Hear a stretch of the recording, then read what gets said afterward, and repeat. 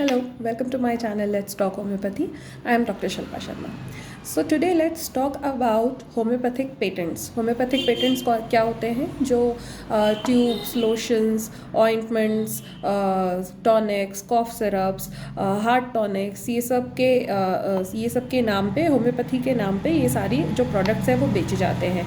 तो कई बार पेशेंट्स जो होते हैं या लोग हमसे पूछते हैं कि ये टॉनिक या ये सिरप या ये क्रीम ये हमको किसी फ्रेंड ने बताई है कि इस चीज़ के लिए अच्छी है, तो क्या हम ये ले सकते हैं? बिल्कुल भी नहीं. होम्योपैथी जो है वो इस प्रिंसिपल पे बिल्कुल बेस्ड नहीं होता. टॉनिक और पेटेंट्स में क्या होता है, आपको 4-5 मेडिसिन या बहुत सारी मेडिसिन मिक्स करके एक प्रोडक्ट बना दिया जाता है जो बहुत सारी मेडिसिन एक ही डिजीज़ के लिए इंडिकेटेड होती है. वो सारी मेडिसिन को मिक्स करके एक प्रोडक्ट बना के आपको दे दिया जाता है कि ये आपको कॉफ में हेल्प करेगा या इसमें हेल्प करेगा, जो भी प्रॉब्लम है.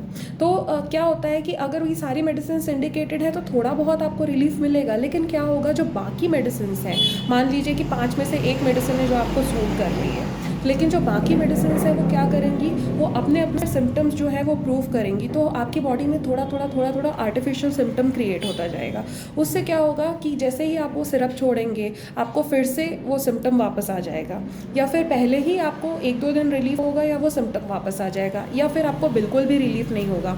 ये इसलिए होता है क्योंकि होम्योपैथी जो है वो सिंगल मेडिसिन के प्रिंसिपल पे बेस्ड होती है. मतलब आपकी बॉडी में बहुत सारे सिम्टम्स होते हैं, जो टोटलिटी ऑफ सिम्टम्स होते हैं, मेंटल लेवल पे, फिजिकल लेवल पे, इमोशनल लेवल पे, उन सबको मिक्स करके एक टोटलिटी फॉर्म होती है आपकी पर्सनल इंडिविजुअल टोटलिटी. उसके बेस पे आपको एक सिंगल रेमेडी मिलती है जो आपके सेंसेशंस को, आपकी सारी प्रॉब्लम्स को कवर करती है. तो कभी भी अगर आप किसी होम्योपैथिक मेडिसिन प्रैक्टिशनर के पास जाएंगे तो वो आपसे बहुत सारे क्वेश्चंस पूछते हैं, because they want to find out the totality of your symptoms and then they will give the suitable remedy for you.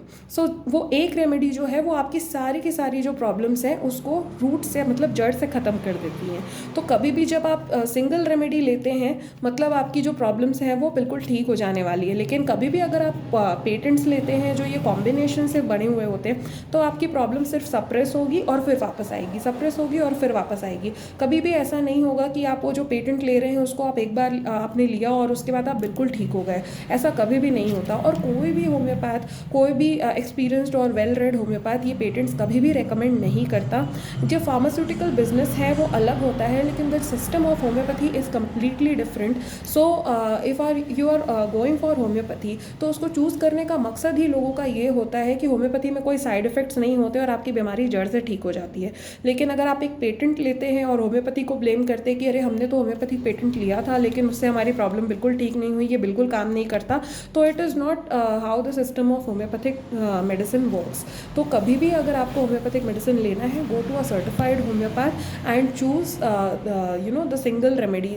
Late them choose a single remedy for you and go with that kind of a treatment. Do not buy these over the counter patents and then blame homeopathy कि अरे ये तो हमारे लिए बिल्कुल काम नहीं कर रहा है, अरे होम्योपैथी तो बहुत स्लो होती है. नहीं, होम्योपैथी बिल्कुल स्लो नहीं होती है.